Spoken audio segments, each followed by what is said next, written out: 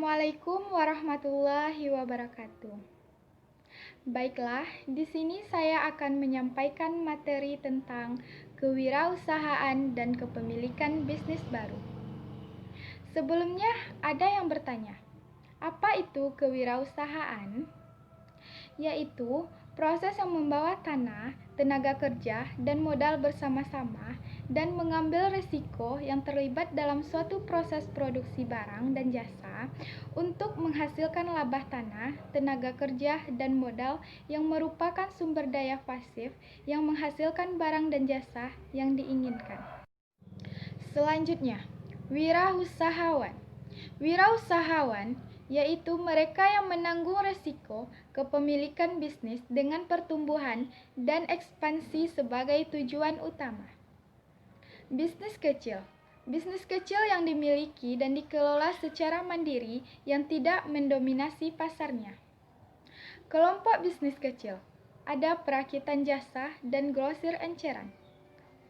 Selanjutnya, perbedaan pemilik bisnis dan wirausahawan terletak pada visi, aspirasi, strategi. Apa yang harus dilakukan untuk memulai dan mengoperasikan bisnis kecil? Yang pertama, menyusun rencana bisnis.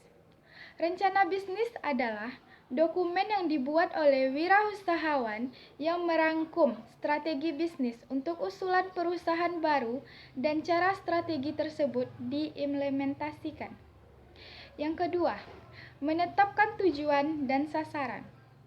Rencana bisnis menggambarkan kecocokan antara kemampuan dan pengalaman wirausahawan dengan persyaratan untuk memproduksi atau memasarkan suatu produk. Rencana bisnis juga menentukan strategi produksi dan pemasaran unsur-unsur hukum dan organisasi serta akuntansi dan keuangan. Yang ketiga, peramalan penjualan. Rencana bisnis juga harus mempertimbangkan urutan pengambilan keputusan strategis dalam perusahaan. Yang keempat, perencanaan keuangan. Ada anggaran tunai, laporan pendapatan, neraca, dan bagian titik impor. Selanjutnya, cara untuk memulai. Membeli bisnis yang sudah ada atau memulai dari awal. Membiayai bisnis kecil melalui sumber investasi lainnya. Ada perusahaan modal bersama, small business investment companies. Di setiap bisnis, pasti ada yang namanya kegagalan dan keberhasilan. Kegagalan ini bisa terjadi karena manajer yang tidak berkompeten dan tidak berpengalaman, kurang memberi perhatian, sistem kontrol yang lemah, atau tidak cukup modal. Dan keberhasilan bisa terjadi karena kerja keras, dorongan, dan dedikasi permintaan pasar dan produk atas jasa yang disediakan.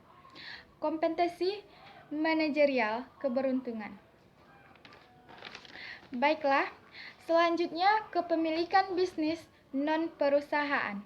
Di sini ada usaha perorangan, yaitu bisnis yang dimiliki dan biasanya dioperasikan oleh satu orang yang bertanggung jawab dalam atas semua hutangnya. Yang kedua, persekutuan. Bisnis dengan dua pemilik atau lebih yang bersama-sama mengoperasikan dan mempunyai tanggung jawab keuangan atas semua hutang-hutangnya. Sebelumnya, ada yang bertanya, apa yang ada di persekutuan umum, yaitu perusahaan. Bisnis yang secara hukum dianggap sebagai suatu entitas yang terpisah dari pemilik-pemiliknya dan bertanggung jawab atas hutang-hutangnya sendiri. Apa saja jenis-jenisnya? Yang pertama, ada perseroan terbatas atau PT. Yang kedua, S Corporation. Yang ketiga, Limited Liability Corporation. Yang keempat, perusahaan profesional. Yang kelima, multinasional atau transnasional. Terima kasih. Wassalamualaikum warahmatullahi wabarakatuh.